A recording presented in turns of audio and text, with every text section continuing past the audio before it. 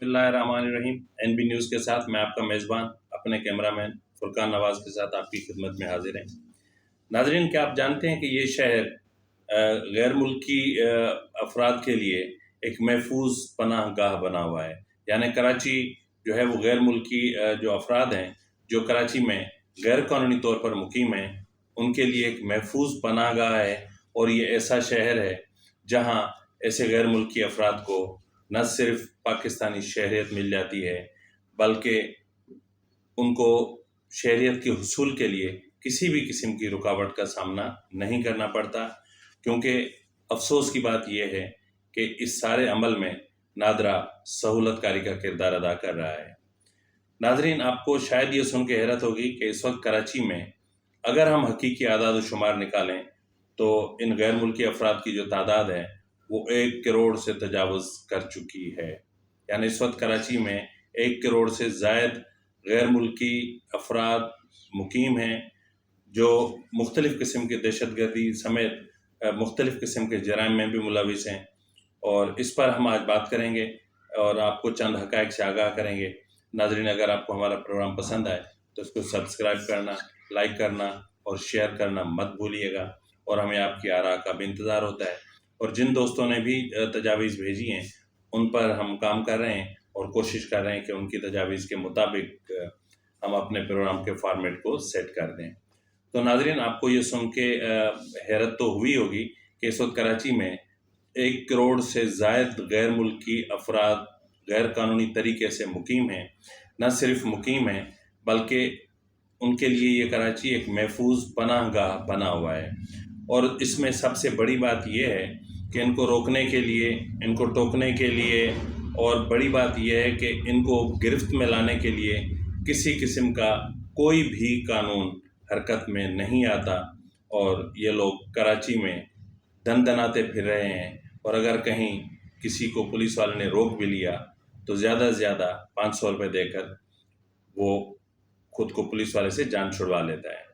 तो नाज़रीन, आपको शायद याद होगा कि गुज़िश्ता साल इस हवाले से FIA ने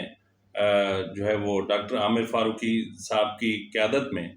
एक कोशिश की थी कि ऐसे केसेस की रोकथाम के लिए सख्त इक़दाम किए जाएं। और इस हवाले से उन्होंने ये सुन के आपको हैरत होगी कि कुछ FIRs दाखिल की थी जिनमें 89 2021, 90 2021, 93 2021 और 101 2021, 110 2021, 112 2021, 129 2021, 133 2021, 135 2021, 136 2021, 137 2021, 143 2021, 146 2021 और 14 2021। नाज़रीन, इन तमाम FIRs की जो तादाद है वो 14 बनती है, जिसमें फॉरेनर्स एक्ट समेत नादरा आर्डिनेंस की कई दफ़ात लगाई गई थी। और इस सारे प्रोसीजर में जिन अफराद की जो नादरा के जो अफसरान थे जिनकी निशानदेही की गई थी उनमें गुलाम मुस्तफ़ा, इशफाक अहमद, अज़फ़र अली, शहजाद यूसुफ, सैफुर रहमान, अफरोज़ अली, नूर मोहम्मद, अशफाक अहमद, सलमान हसन ज़ुबैरी, अल्तमश शेख, हमाद हसन, रिजवान खान, गुलफाम बिरोही,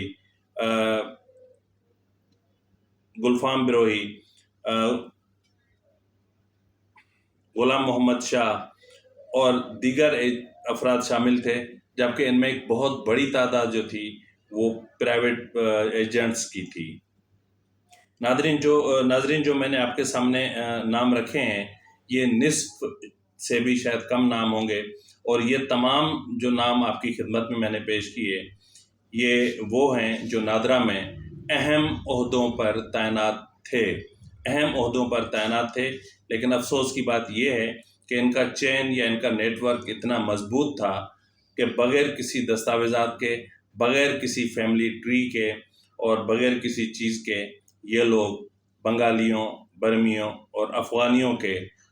बग़ैर किसी डर, बग़ैर किसी खौफ के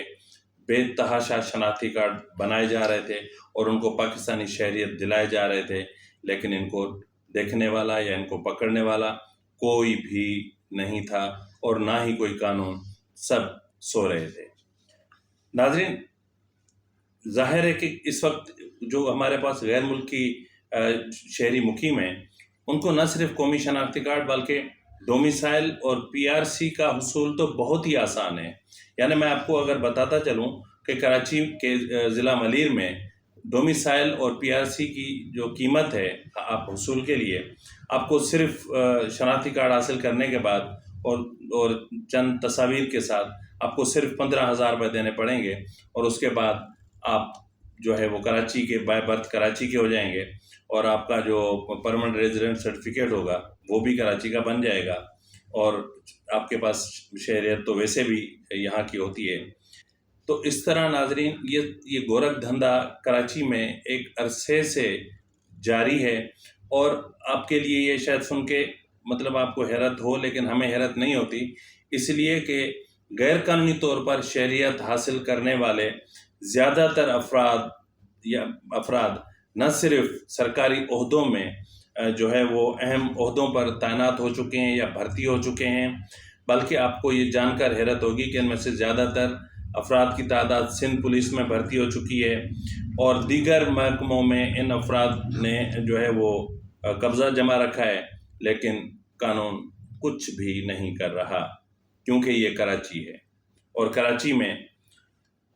جو اہم چیز ہے وہ ہے کہ ووٹ میٹر کرتا ہے۔ کسی بھی طریقے سے آپ ووٹر بن جائیں، پھر جس جماعت کے آپ ووٹر ہوں گے وہ جماعت بھی آپ کو تحفظ فراہم کرے گی۔ جس طرح MQM ایک عرصے سے بنگالیوں اور بہاریوں کا دفاع کر رہی ہے، اور کراچی میں ANP ایک عرصے سے افغانیوں کا دفاع کر رہی ہے۔ تو ناظرین، جیسا کہ میں نے آپ کو کہا کہ کراچی میں ایسے غیر ملکی شہریوں کی تعداد جو غیر قانونی طور پر کراچی میں مقیم ہیں، ان کی تعداد 1 کروڑ سے تجاوز کر چکی ہے۔ ان میں سے زیادہ تر لوگ جو ہے وہ نہ صرف بلدیاتی انتخابات میں حصہ لیتے ہیں، بلکہ اب شاید سندھ اسمبلی کے لیے بھی یا نیشنل اسمبلی کے لیے بھی وہ یہاں سے الیکشن میں حصہ لے سکتے ہیں، اس لیے کہ قانون نام کی یہاں کوئی چیز نہیں ہے، اور کوئی ایسا ادارہ نہیں ہے جو ایسے غیر ملکی شہریوں کو یہاں سے نکال سکے۔ ناظرین، آپ کو یہ سن کے حیرت ہوگی کہ کراچی کے جتنے بھی داخلی راستے ہیں، اس شہر کے تمام داخلی راستے، وہاں پر غیر ملکیوں کی ایک بہت بڑی تعداد موجود ہے۔ نہ صرف اس شہر کے داخلی راستے، بلکہ اس شہر میں جتنی بھی بڑی اور اہم تنصیبات ہیں، وہاں پر بھی ان غیر ملکی افراد کی جو غیر قانونی طور پر یہاں مقیم ہیں، ایک بڑی آبادیاں یہاں پہ قائم ہیں، اور اس وقت انہوں نے کراچی یعنی بحریہ ٹاؤن کے سے اگلی طرف کا رخ کر لیا ہے، اور اب ان کے لیے یہ کراچی ایک جنت کی مانند بن گیا ہے۔ تو ناظرین، مسئلہ یہ ہے کہ قانون کہاں ہے؟ قانون کہیں نہیں ہے۔ جہاں ادارے سہولت کار بنے ہوئے ہوں معاف کیجیے گا، میں یہ عرض کر رہا تھا کہ جہاں ادارے سہولت کار بنے ہوئے ہوں، جہاں نادرا سہولت کار بنا ہوا ہو، جہاں شہریت ٹکوں میں بکتی ہو، اور جہاں قومی شناختی کارڈ کے بعد ڈومیسائل اور PRC 15,000 میں فروخت ہوتے ہوں، اس ملک میں کیا کہہ سکتا ہوں کہ اس ملک کا کیا ہوگا، جبکہ جن کے حقیقی شہریت کے کیسز ہیں وہ پچھلے کئی سالوں سے دھکے کھاتے پھر رہے ہیں۔ اور میں ایسے ہی ایک خاندان کو جانتا ہوں جو انڈین نیشنل ہے، لیکن ان کی شادی ایک پاکستان نیشنل سے ہوئی، ان کے یہاں 2 بچے ہوئے، اب ان کے بچوں کی بھی شادیاں ہو چکی ہیں، لیکن ہماری بدقسمتی یہ ہے کہ جو جینین کیسز ہیں شہریت کے حصول کے لیے، ان کے حوالے سے یہاں پر جو ہے وہ ان کی کوئی سنوائی نہیں ہوتی، اور ان کے لیے درجنوں انویسٹیگیشنز ہوتی ہیں۔ یہ حساس ادارہ انویسٹیگیشن کر لے، ISI کر لے، MI کر لے، IB کر لے، اسپیشل برانچ کر لے، کرائم برانچ کر لے، یہاں سے وہاں نہیں جانا، وہاں سے یہاں نہیں جانا، جبکہ جو غیر قانونی مقیم غیر ملکی ہیں وہ اس شہر تو کیا اس پورے ملک میں دن دناتے پھر رہے ہیں، لیکن ان کو روکنے والا کوئی بھی نہیں ہے۔ ناظرین، جیسا کہ میں نے آپ کو کہا کہ یہ 14 سے زیادہ FIRs داخل ہوئیں، جن میں فارنرز ایکٹ اور